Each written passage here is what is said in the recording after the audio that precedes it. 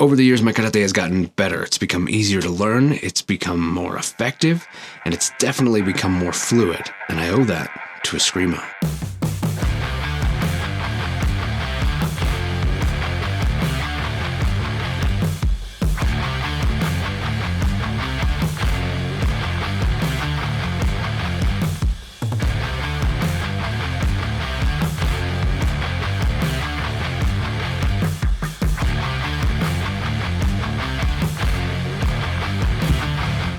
Hey, what's up? I'm Ken. This is kenfuTV, and each week I release videos in the martial arts, philosophy, technique, that sort of thing. Today, we're talking about how Eskrima has improved my karate. But first, when it comes to Eskrima, don't forget that I have a seminar live this weekend, Sunday, December 4th, at 4 p.m. Mountain Standard Time, 8 a.m. Okinawa time. It's going to be broadcast through Bujin TV. So you can use my code KENFU to get a free month, be able to log in, check out this seminar, check out a bunch of the other material that's up there, and join me, train live with me, doing some Eskrima sensitivity drills, as well as joining Dan Bernardo and James Pankovich on Tai Chi push hands and Karate's kakie, all these sticky hand, push hands type drills. It's going to be amazing, going to be incredibly cool. It's free if you're on Bujin TV, so jump on there, check it out. If you're here local or close enough, why don't you come do it with me? Do it right here in my dojo. That'd be amazing. Don't hesitate, reach out and see how you can come do that live with me. Also, don't forget, if you want to learn a little bit about how I teach Eskrima, or karate, or jiu-jitsu for that matter, you can become a member of this channel and get access to all my instructional content, videos straight from the mat, where I'm teaching what I teach, how I teach it, as well as access to a private Facebook group, amazing conversations, and a whole lot more. Details are in the video description. You can click that join link to get information about the different tiers offered, and no matter what you choose, you are helping support this channel. Also in the video description are chapter markers if you want to jump straight to a specific part of this video. It's no secret, I love Eskrima, Kali, Arnis, whatever you call it. There's a lot of different ways, a lot of different history on why that word might be one thing versus another.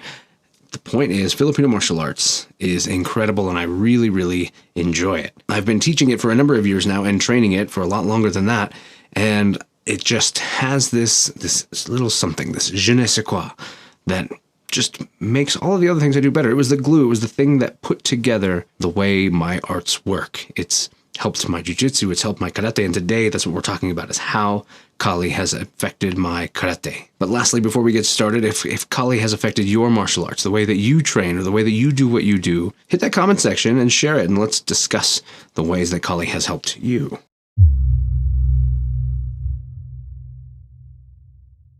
Number one, and this is a big one, this is, I'm finding a lot of people adopting this from a variety of different places. It just so happens that Eskrima is where I got it myself, is this idea of principle-based learning. This concept that whatever you're doing, it's not what it is, it's the expression of the principle that's important. And so instead of a particular exact motion, what are the principles at work that are making that thing possible? Kali starts us off immediately with the idea of angles of attack, using those as a template. Any type of motion that you might need to deal with, and you address the angle that it's entering on, not the attack itself. So it doesn't matter if it's a punch or a back fist or a kick or a knife or whatever. It doesn't matter. It's how is that approaching you, and how do you approach dealing with anything that comes at you from that angle. Love this approach. This has been a huge thing for the way that I approach everything going forward. This was probably the first thing that radically changed how I looked at my karate. Instead of looking at very specific techniques and concretely going, okay, if they throw a back fist, then I need to do this particular thing. And instead going, if it enters on this line, I have these options, period. I have any of these options available to me because of that line. Dividing everything out into angles is a great way to really simplify what's happening in art and focus on the things that are taking place. So how does it work? When you look at principle-based learning, you look at the principles of the way the energy is delivered, you look at the principles of the way that you need to move, and what way you need to get out of the way, where you're safe, where you're in danger.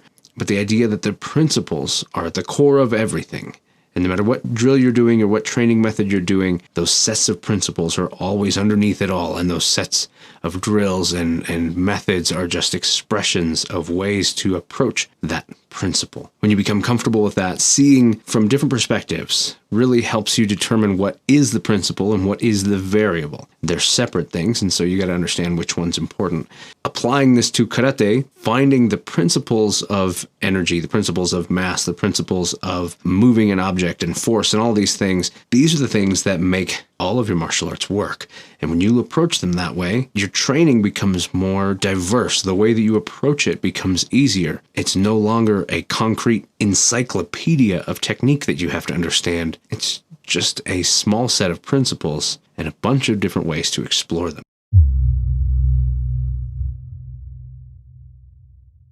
In at number 2 comes a deeper understanding of ranges. The Filipino martial arts, at least all the ones that I've trained, have defined ranges typically in at least 3. There might be more, but there's 3 main ones. For our style, they're called largo mano, medio mano, and corto mano, or the long, the medium, and the close. Really quickly, they're defined as long range is when I can hit you. I can hit your weapon hand, I can hit your knee, I can hit whatever it is, but you can't hit me. So where I am, where I've moved, has allowed me to be able to hit you, but I'm outside of your range to hit me. That's the long range. Medium range being if I'm close enough to touch your hands, your arm, the fang as we call it, but not close enough to touch your trunk, your head, your chest, that sort of thing, then I'm at the medium range. And corto is when if I could touch your face, then I'm in close range. There are other ranges, but these are the primary, and you could look at the fact that other ranges are kind of deviations from this general concept. Really simplifying these ranges and coming to a strong understanding of when you are or are not in one of them is a huge way of managing how you fight, how your technique works. What things can you do when you are at this long range where certain things won't work because you just aren't close enough? And what other things can you do at medium range? What are the things you need to be aware of or focused on in that range? And the same goes for corto. So these ideas that what's available to you, what's not available to you, what vulnerabilities exist in that space, and what are your likely options or likely things to happen. This is a fantastic way to approach dealing with range. And then again, range becomes nothing more than a principle that gets explored in a 1,000 different ways. And you learn that you move through those ranges, that you never exist at a particular one, but instead you learn to move through them smoothly and with intent. Karate has this to a point, depending on how you train and that sort of thing. It tends to not be focused on you're either in range or out of range. It's more about what things you're doing and not about what range you're in. It just doesn't come up. It doesn't get talked about as much.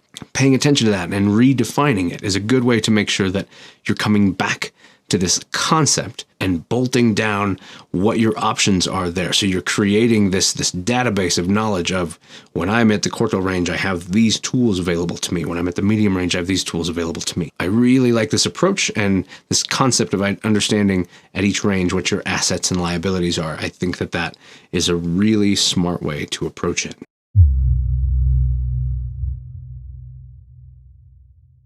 Next up are the translations, or at least that's what my art calls it. The translations are taking your principles, the things that you do, and applying them in a number of different ways. So for example, you typically would start with a stick, and then you translate that skill to both hands with the double stick, and you translate that skill to mixed range by using a long and a short weapon. You translate that into a closer range by using 1 or 2 single weapons, shorter weapons, and then translate it again to the empty hand and how it functions at empty hand. Also exploring things like flexible weapons or longer weapons, all these different ways. These are called translations. And I really like the idea that you're taking things that you already do and translating them to another method based on the tools and options you have available to you, rather than having a specific curriculum for each individual thing. Karate and thusly Kabuto have a very strong way of doing that. And this may be from more the Japanese influence of categorizing and regimenting what's taking place and organizing it in that systematic way. But what happens is you start to really focus, and it kind of closes the box. It kind of puts blinders on so that you're not seeing the fact that these are the same things. You're seeing them as different things. It forces you to see them as different things when they shouldn't be different things. If they share the same principles, you should be able to attach and understand that idea, and you should translate the knowledge that you have to a new thing, and that makes you more capable of exploring something you've never done and probably being pretty good at it if you can apply existing knowledge. So utilizing the method of translation to do the same thing with a different tool and explore the attributes of that tool or that range or whatever it is that you're doing is an excellent way to make sure that the growth of the individual and their ability to take on new knowledge and to teach themselves further skill is huge.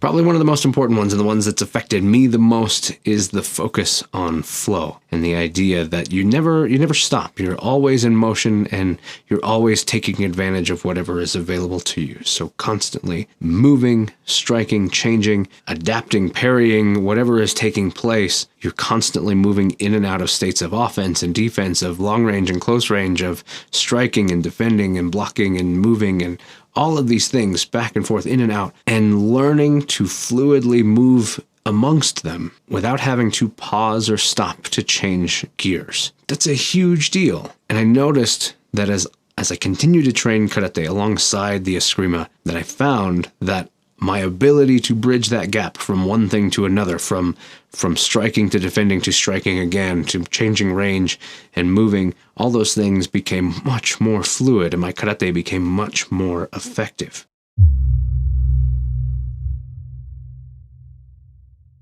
And lastly is just the idea of play. The Filipino martial arts, they call them players, and that's what they call it. Hey, you want to play. And playing, it meant sparring, it meant fighting, it could be the opposite of what you'd ever think of it being play, but it was play. As kids, they would learn a lot of their skills through games and things like that. The idea that you are learning something serious, something deadly, but able to apply it in a fun way that lets you attach to it in a better, deeper way is such a wonderful thing. It removes the concept of failure a bit. And because if you're playing, did you really lose?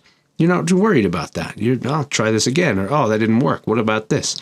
That ability to not succumb to failure and not to focus on the ability to fail and be so stressed about having to win perfectly the first time, you take that out and suddenly your development goes through the roof. Your skill improves dramatically so quickly, making enjoyment out of what you do. Hopefully for a lot of us, this never becomes something that we even have to address in a dangerous or real type way, because instead over the course of our training we learn to be more aware and avoid situations that we think could turn bad, and become more aware of when somebody's contemplating or thinking about doing something, because you kind of see it in their body. You pick up this awareness, and that awareness is the skill that you use to keep yourself safe. So if that's the case, and you're not actually preparing yourself for a battle of some sort, because it's less likely to happen, then you've got to get some enjoyment out of it. And enjoying it is how you never get tired of continuing to improve. You just keep going. You're having so much fun that you work an extra 10 minutes, 20 minutes, 30 minutes,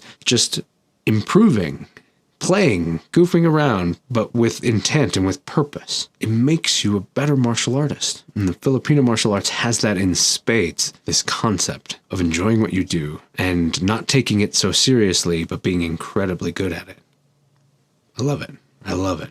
So that's it. Those are the 5. Those are the first 5 things that spring to mind when I think of Eskrima and the way that it has affected my karate. Hopefully that you've had similar experiences with your cross training, things that have improved the way that you train. And if you've trained Kali specifically, I'd definitely love to hear in the comments how that affected your training and the way that you approach what you do. Similarly, you might look at how your karate has affected the other things that you do. That's all I have for you today. Hopefully you enjoyed this. And if you want a little bit more of this, an exploration into how we play and how we turn that into a combative thing, consider coming to my seminar this weekend, Saturday, December 4th. Come and do some play with me and learn how the Filipino martial arts can add flow and principles into what you do.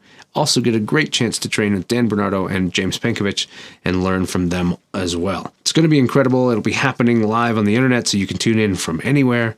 Or if you're close, you can come train with me in person. Don't forget, you can join this channel if you want to see more of the Filipino martial arts the way that I teach it. There's a join link down below that'll get you access to a bunch of videos recording how we do some of the things that we do, some of the lessons that I give in the way I think about these martial arts. If you're looking for a couple more videos like this, you can catch this one or this one. And if you want to subscribe, you can do that right here. I'm Ken. This is kenfuTV, and I'll catch you in the next one.